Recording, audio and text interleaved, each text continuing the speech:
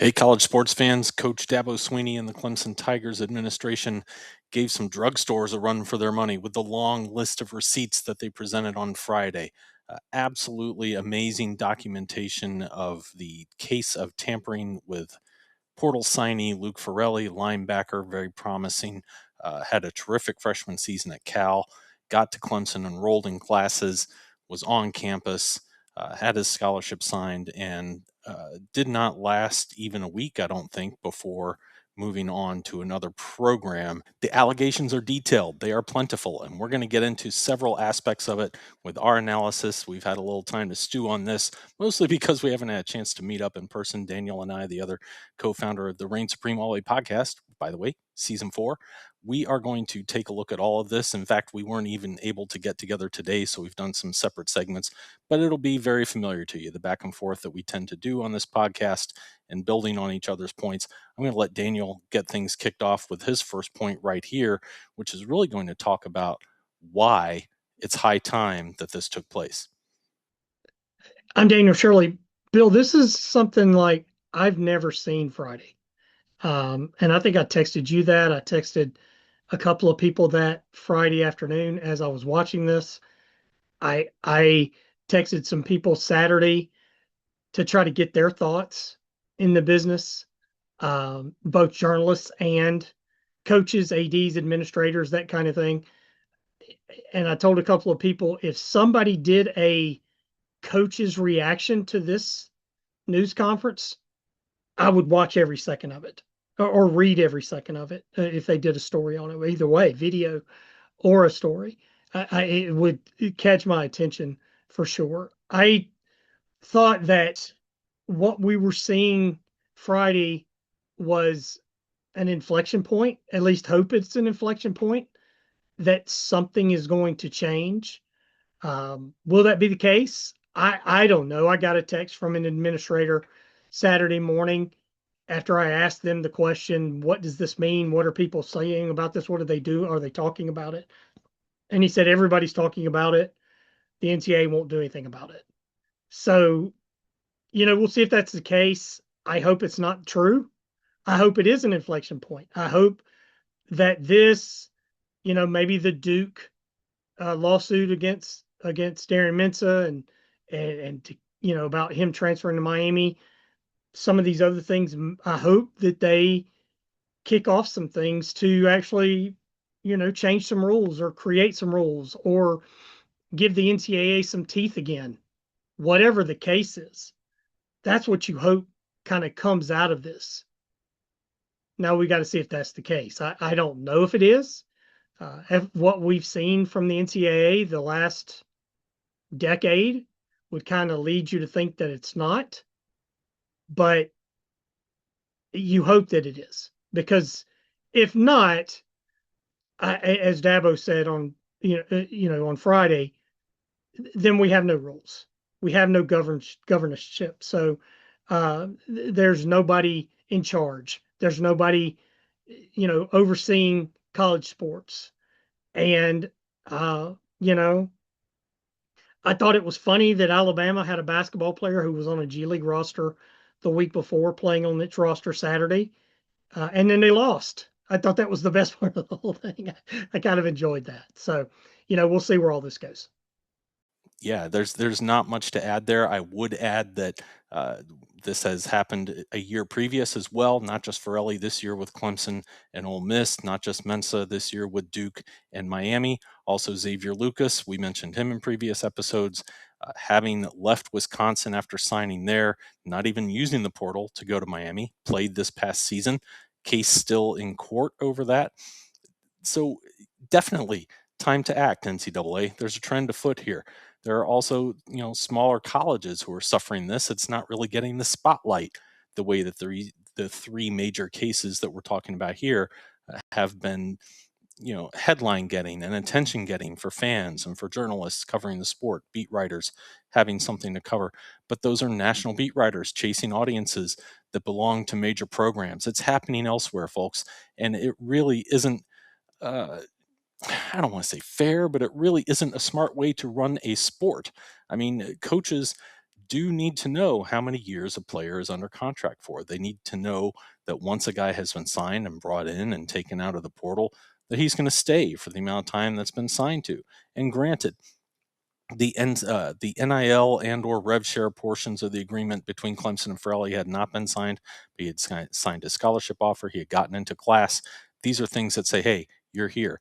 And I do wonder if a lot of the screenshots and messages that were shared, if even if there was no explicit, hey, you guys need to pony up, you guys need to ante up, you guys need to match, or at least come closer to the mark here with what we're hearing from this other school. But maybe there was sort of an implicit, hey, let's just share this with them. Let's do this the polite way, the kind way, the team way, and let's see if something comes back in our that will curry favor and match. If not match, at least approach that number. When that didn't happen, and when the other number got much bigger, clearly the relationship changed from, hey, this is cordial, this is us working with you, to we're done trying to work together, going to go work with this other guy instead. Look, I've left jobs for higher paying jobs in the past. I don't want to say that, hey, this isn't how this works, but I've at least put in some time somewhere after I took a job before moving on. And I think that's one of the things that a lot of coaches and a lot of player personnel directors, GMs, whatever you want to call them, whatever the titles are at different schools, they are dealing with this as well. You don't see this in pro ball where a free agent signs and then 4 days later they just tear up the deal and they move on. So once you've inked a deal, you honor it. And the deals don't all have to be the same length. They can be a 1 year deal for one guy, a 3 year deal for another guy, a 2 year deal for another guy. That's fine. But coaches need to be able to plan to some extent the roster. And yes, coaches move on and take higher paying jobs as well. I think everyone knows that when a coach signs a 5 year extension, he's not really going to be there 5 years. But except for the case of, say Manny Diaz or a few others who are out there, usually when a coach signs with a school, he gets to work and he gets started. It's very rare that a coach takes another job, a couple weeks later, he's out. I would say it's already more rare than we're seeing with players in the portal doing this more frequently, despite only 3 of them being high profile cases. Be sure to subscribe at youtube.com/Clemson Kickoff. It's free. It's the best place to catch all our episodes, and it's the best place for you to comment with your reactions. Now let's also get into Daniel's next aspect, which is just the surprising, perhaps to some shocking amount of information. That mountain of information, that long list of receipts like I talked about. Just how unusual was this, and how much does it catch people off guard? It certainly caught me off guard. I'd say the biggest thing for me that I saw Friday was, eh, Bill, I was shocked that they that they named names and that they went this hard. I texted a couple of people that I can't believe they are going this hard about this. To where, I walked into Friday and I turned on the news conference so excited to see what I was going to see or find out what we were going to see. And I could not believe it that the timeline was coming out. And this was, at X amount at X time this day and X time this day, and naming names, quoting the Ole Miss GM, pretty much calling Pete Golding a cheat, you know, talking about, the young man's dad's father saying their trip to Ole Miss had been a mess. That was hard to me, and not hard for me to watch, but I mean, that's hard. That's going after people hard. And I don't know that, we've ever seen that before in my lifetime that I can remember it. That coaches, there's always whispers, there's always these things in the background of, oh, well, this school's doing this and this school's doing that. And man, they shouldn't be doing that. And, to the point of, if people remember, that it was this kind of, urban story of Danny Ford in the 80s yelling at Monty Kiffin, "Why'd you turn us in?" about some of the things Clemson reportedly was doing at that time. That's one thing. and it gets out, and all those things would get out now. But this stuff happened. Here's what happened, and we want something done about it. And even when the news conference started, and they had the Chad Morris part of it, this looks like the roster, unless maybe although Dabo did say they expect another high level signing on Friday. I was surprised by that. I didn't know if he meant high schools or what. But when Dabo sat down, or they transitioned from the Chad Morris part, his tone changed immediately. And when he had pulled out that paper, those papers, my brain went to, oh bleep, this is about to get real. And it got real fast. And that was, to me, that what surprised me the most. I thought they would come out and say, yeah, we've had this transfer. It's kind of public. I think everybody knows about it. We're not going to talk about him specifically. We're not going to talk about the school, but there were some things going on that shouldn't have happened. We've turned it into the NCAA, and we expect something to happen. And I think everybody would have been okay with that. There were some people saying, oh, if Dabo doesn't name names, that people are going to be upset and people are going to call him out. And because, well, first off, if you're going to call Dabo out for that, nobody's ever really named names. Not that I can remember. But then when he pulled out that sheet and he started going through the timeline, I'm like, all right, I'm turning off whatever else I was doing, because I was kind of working on some stuff and just listening. And I went, nope, I'm just watching and listening. This has got my full attention, because this is going to go somewhere we've never seen something go before. And that was exactly what we saw. And I was really, really surprised by that. I think that mountain of information, let's get back to that, really is what bolsters the case here. Look, a lot of the national media isn't very friendly to Dabo Swinney, not very friendly to Clemson the last several years, I'd say since around the pandemic time. But when there's this much information being presented, this much detail, this much documentation that exists, it's a showstopper. And it kind of makes people go, hey, all right, this is not just, whining. This is not just, it really could have been treated as, oh, well, you're the coach who said he wouldn't pay players. You can't expect people to just turn right around and play the game with you when it's been going on elsewhere for such a long time.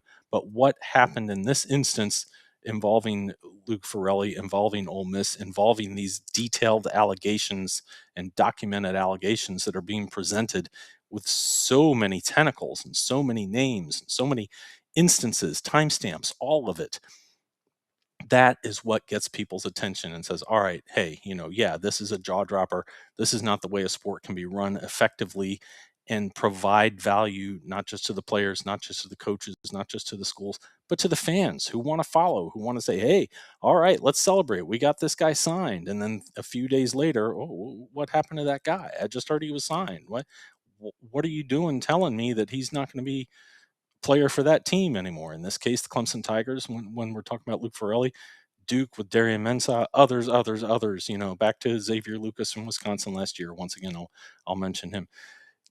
That can't continue. That becomes untenable. It makes it more difficult to pay attention to teams around the sport. Makes it more difficult to even track your own team. I mean, let's face it, a lot of fans really aren't like in the weeds on this. Like Daniel and I are paying attention, like so many other beat writers and podcasters and national pundits are paying attention to the details on this stuff. A lot of people are casual fans, and there's nothing wrong with that.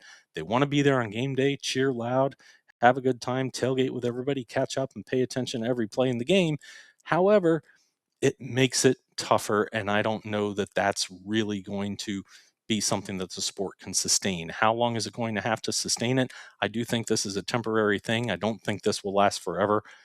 It sure seems like, and Daniel and I have talked about this, there something is going to change around the times 2030, 2031, When conference TV deals are wrapping up, that's going to be an impetus for changing the sport. How would the playoff change? How will conferences alignments change? Will there be a super league instead of the current setup with NCAA and Big Ten, SEC, ACC, on and on? That's going to be a chance for a lot of these schools to really alter the way they do things. That's going to be a chance for not just knowing what the revenue is going to be moving forward from that date. If you look at the most recent NBA deal, those numbers ought to be rising once again when those new deals come through. What are you going to do with all that money? How are you going to channel it effectively to run sports properly? And not just college football. This should probably have a reach beyond college football. This is going to start happening more high profile in college basketball as well. We're going to see it in baseball and softball. We're going to see it in gymnastics, volleyball, perhaps soccer, any place that there is a significant opportunity for athletes to be earning NIL. You look at some really high profile athletes in what have traditionally been thought of as non revenue sports, Olympic sports, if you will.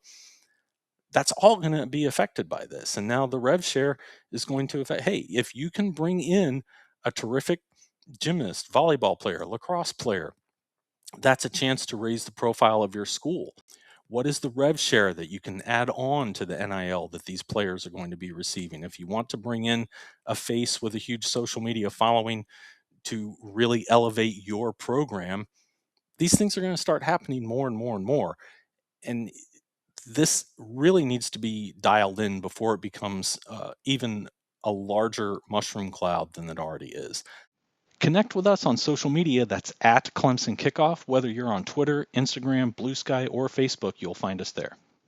Let's get into this last aspect. And admittedly, until I watched the video that Daniel sent me, I hadn't really thought about moving forward with this in the ways that he talks about it. So let him get into it and present what he's got for you. You know, Bill, my first kind of, well, not my first, but my kind of question when this ended Friday, there was just this kind of weird feeling about, well, where does this go? What does this mean for Clemson? And, you know, because if the NCAA puts Ole Miss on probation or whatever, if there's any punishment, who knows if there will be or if there is. Well, what does that mean for Clemson? Look, I know Clemson has done things in the past. We know they've been on probation. But, you know, every school at some point was paying players. So would somebody start pulling out those receipts? I don't know. You hope not. I don't know. But I that was a big question for me is, okay, what now? Where does this go now for Clemson? Where does this go for Ole Miss? Where does this go for college football, college basketball? Dabo calling out the other coaches and saying, you know, speak up or shut up, I thought was another inflection moment. I also know that this is not a Clemson Ole Miss thing, as Dabo said. I had two people tell me Saturday, Sunday, you know, as I've kind of messaged people back and forth, this has happened to us too. This is happening everywhere. And that was kind of Ole Miss's defense. But there is no defense for it. That's the point. That's the problem. There needs to be some punishment of somebody. So does the NCAA make an example out of Ole Miss? So maybe people will stop this. That's what we've got to find out next. I don't know the answer to that. I'm really interested to see the answer to that. And as Dabo said, this is not going to take long. All you got to do is subpoena phone records and get the texts. Because if those texts are real, what Dabo said they said, I mean, Ole Miss is 100% guilty. And I'm sure they'll fight it. I'm sure they'll get a lawyer in their own state to get an injunction. I mean, they're doing that with Trinidad Chambliss right now. There's a lawyer. I mean, there's a judge in Ole Miss that's hearing a case about an injunction for him to be able to play another year for Ole Miss. This is not anti-Ole Miss for me. I mean, it is a little bit because of kind of, as Dabo said, the hypocrisy of them pointing out LSU and what LSU is doing while they're doing the same thing to other schools. But everybody who is doing this should stop. And I'm not saying everybody is doing it, but everybody who is doing it should have an example made of, there should be an example made of somebody to make them go, oh, wait, we better stop doing this too. That's kind of what I want to see where this goes from here. I do think it's a major thing to think about. Will other cases follow? Will other coaches step forward? Other GMs, other player personnel executives in other athletic programs? Will other players start sharing their sides of their stories where schools maybe have propped them up, built them up, and let them down? I would imagine that that has happened at times. I don't think that's happening so much with Dabo Swinney and Clemson. Anything is possible, right? I mean, look, recruiting has never, as Daniel alluded to, has never been white glove, squeaky clean. Everyone avoids any trouble whatsoever. Look, it's a little bit like a lot of us are familiar with NASCAR, rubbin's racing. If you ain't cheating, you ain't trying. There are a lot of phrases like that out there. Clemson has very traditionally run a significantly clean program, high graduation rates, very few in recent decades issues with money under the table, allegations of those things. Dabo Swinney has been very forward about, hey, I'm going to provide for you where I can, though. We're going to have great facilities. We're going to have, Paw Journey to get you internships. We're going to help you guys work in an NIL studio. There's going to be Paw Bistro where they don't just feed you, they teach you how to cook every now and then. They really want to help young men become grown men while they're here at Clemson. They want people to be independent. They want people to be self-sufficient. They want people to be able to provide for themselves and those around them and experience things that perhaps whatever walk of life they came from, there's this thing that they've never experienced before. Let them see that. Let them see, maybe it's the corporate world, maybe it's just how to cook for yourself instead of ordering out or nuking something. There's so many things that Dabo Swinney has been able to provide legally within NCAA guidelines, and he's tried to handle the portal legally without tampering, legally without contacting guys before they're in the portal. That has backfired because the vast majority of other programs aren't handling things that way. Luckily, it hasn't led to a lot of, all Americans transferring out of Clemson. That they've been relatively unscathed by loss of talent to the portal. We saw a little bit more of that this year. We'll see how that plays out for guys like Stephylon Green, for guys like Khalil Barnes. People have decided to leave Clemson. Will they thrive elsewhere after not being coached up to their fullest potential at Clemson, or not, for whatever reason, meeting their full potential at Clemson?